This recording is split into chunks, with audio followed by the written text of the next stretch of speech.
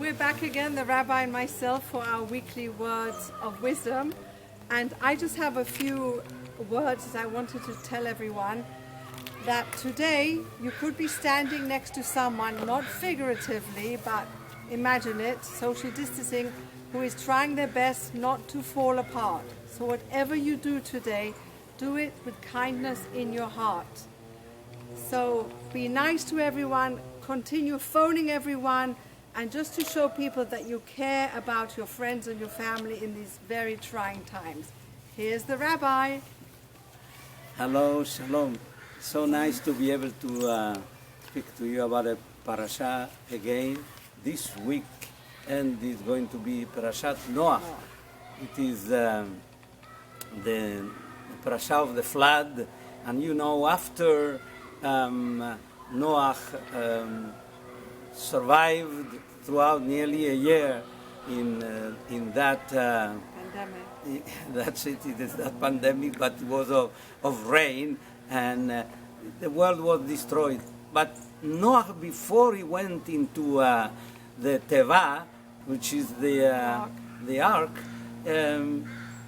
somehow he was building the ark. When you think about it, he was building the ark for 120 years. 120 years he was building the ark, and he was speaking with people, and he was trying to warn everybody. And yet, you know, after that, no matter what, there was not even one Baal Teshuvah. The world was destroyed. And he stretched it for so long so that people could ask questions, people could really save themselves, knowing that it's going to be a world crisis and it's going to be destroyed. And nobody took any notice, no matter what. And yet, afterwards, 10 generations later, we're dealing with Avraham. Avraham Avinu, our patriarch. He was at the age of 50. He was roaming the world, going all over the place, talking to people. And in fact, people really, according to the Torah, it said that "Nefesh asher asu b'Haran," all the souls that he rescued, that he made in Haran. There were many, many people that really converted to monotheism. He changed the style of life that they were living, and he changed their attitude, and he did incredible.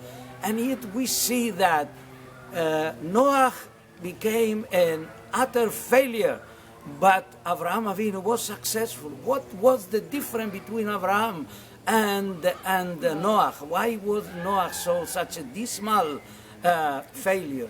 There is one word that encapsulates what Abraham represents. It said, "Titen emet leYaakov." When we are even praying Uva Lezion, we are saying the attributes of the patriarch. We say that Jacob possesses truth, and then Chesed leAvraham. Abraham was full of kindness. The difference was that Avraham expressed everything that he did only with kindness. He cared about everybody else, no matter about himself. Noah, of course, he really watched himself not to fall into the corruption of his society. His home was pristine. He was really clean with all his family man and so on. But it was not in the sense like Abraham, that he did not have that quality the same as Abraham, which is for other people to do just constantly only. And this is the difference. You know, they tell us that if you see there is famine, there is plagues, there is hunger, there is disturbances in the world, think about it. That means that God is scrutinizing us and He's judging us by the quality of justice. Now, how can you reverse that and take away that, so that God should judge us not with the attribute of justice, but with attributes of mercy and of kindness? There is only one answer. You do kindness, and if you do kindness, God, He repays with the same coin. This is what we need, and this is what we do. What person, for example, Noah was right, fighting the corruption and so on. He was right, but Avraham Avinu was what we call in Spanish eficaz. I mean, he was really effective. He was effective, much better. So why do we argue many times when we want to demonstrate that we are right? We argue because we want to show that we are right. Noah was right, but you have to go beyond that.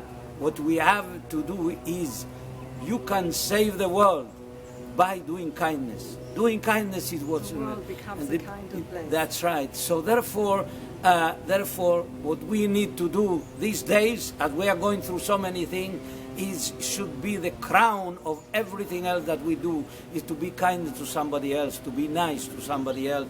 And we should really take care. And when we argue, whether if it is with our family, with our wife, the husband, with our friend, what we need to do, just go invite them, do something nice for them. You might be able to change, buy flower to your wife, you might change the world. So with that, I hope that please God, you have a wonderful, wonderful week, and in the same way that we always are looking forward to good things in our lives, Amen. We should look this time forward. And I would to that. like to wish Anna Lisa, our wonderful daughter, a happy birthday this week. Oh. Bye, everyone.